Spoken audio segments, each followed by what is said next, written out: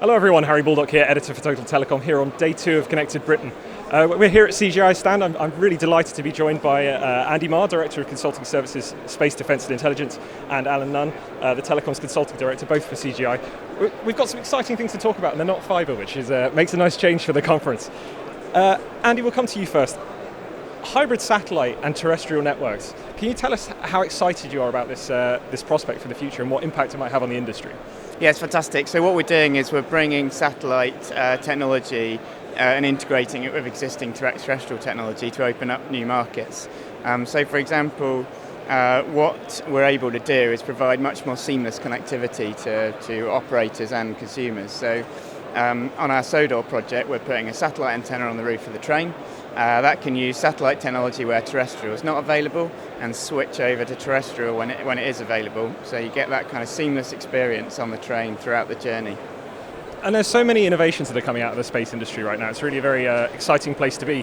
What do you see as being the biggest innovations for telecoms and space and that interplay? So the new generation of satellites, low Earth orbit satellites, gives you a much lower latency than we're used to. And that means that you can do things like pipe 5G signal over satellite to an aeroplane, for example, and have that kind of continuous connectivity. So I can go onto an aeroplane, I choose my phone like I normally do, no more having to connect to some dodgy Wi-Fi.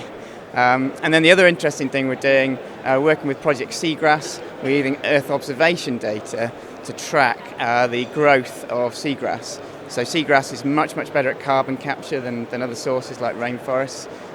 So it's really important to track the growth of it and also be able to identify in real time other areas where we might find the seagrass. That's such a versatile technology. It's really exciting. Another versatile technology, to move to you, Alan, another one that's really popular here at the conference is private networks. In terms of I guess, the opportunities that private networks and 5G in particular is going to offer to customers, is that as exciting as space? It is. I think private networks are really coming of age now. We're seeing a lot of activity in that space, and essentially what a private network does, it brings that extensive coverage that Andy's talked about indoors as well. So in a building like this, where it's maybe steel walls and a steel roof, it's quite difficult for the mobile signals to get in. By building a private network inside, then you can create that same coverage inside and enable people to roam seamlessly from outside to inside. So that's what it does. And then if you imagine that in a factory floor scenario where you're connecting lots of devices, and they may be quite high capacity devices. If you're doing video analytics, all those devices need to move around in a flexible manufacturing environment. You can very quickly get a lot of devices chucking a lot of data, and things need to happen very quickly, so you need the low latency that you get with 5G as well. One final point that is also a big topic here, but also in the telecoms world more generally, it's the metaverse, which I think is often very difficult to define, but it's going to be a very interesting interplay between the metaverse and private 5G. How do you see that playing out in the future? Yeah, the metaverse is fascinating, and obviously it's one of those things where it's as big as you want it to be, and I think the thing that's relevant for this show is it consumes a lot of bandwidth, so it's a genuine use case for fibre networks. What we've done in CGI is we've started small. We've started with a minimal viable product to solve a problem that we had through the pandemic of how do we actually onboard people and get them to meet the team.